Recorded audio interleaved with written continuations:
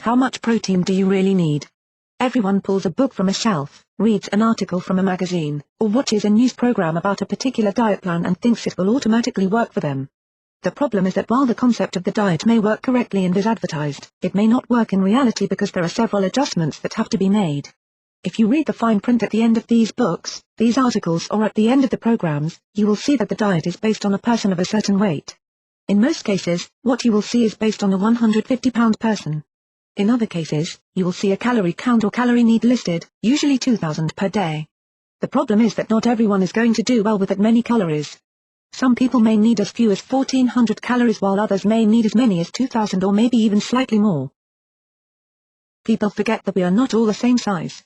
Look at your husband or wife and see how much taller they are than you, or how much shorter. Determining how much protein you need, how many calories you need and what you should include in your diet, depends on your height, your weight, and your activity level. Certain types of health conditions can change how much you need to eat and how much protein you need, but that is a consideration that will have to be discussed with the doctor.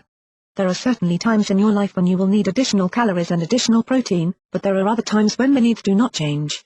Before you think you should make any major changes to your diet at all, you should discuss this with a doctor, a nutritionist, or a dietitian. Determining how much protein you need by your size, how tall you are as well as how much you weigh will be one of the first factors you use to determine how much protein that you realistically need by first determining how many calories you need. Your body needs a set amount of calories to maintain your current weight. If you want to lose weight, you need to reduce the amount of calories that you take in, but not so much that you shut down your metabolism. For those people who are actually trying to gain weight or to bulk up, it may be necessary to increase calories, but despite the myths that surround the idea, you do not need to go overboard with calories or protein. One of the biggest myths that surrounds protein intake is that of bodybuilders.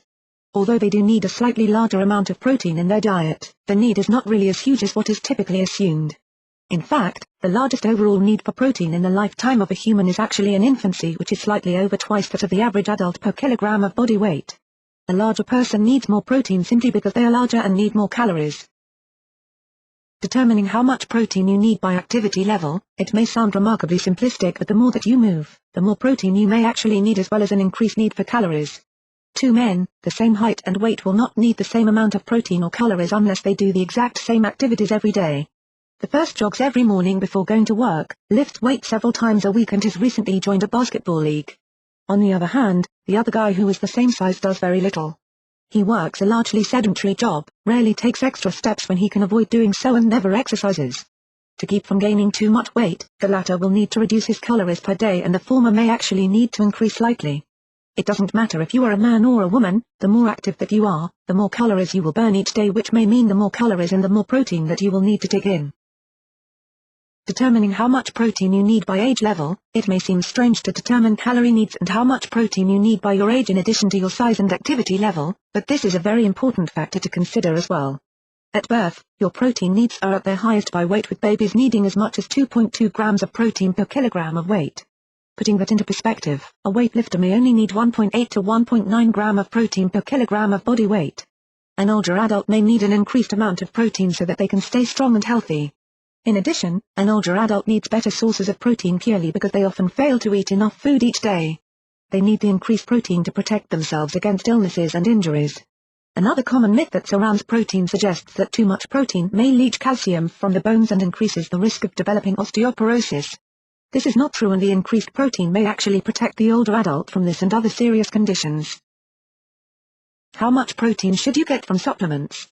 There are a number of ways to get your protein, including from food sources and from supplements such as ProfectR, ProsisR and IsoMetricR, as well as the other types of supplements from Protica.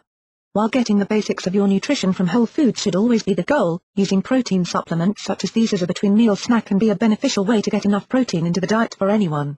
While some protein supplements can be a little heavy and may have too many calories for the average diet, ProfectR and the others are small in size and low in calories.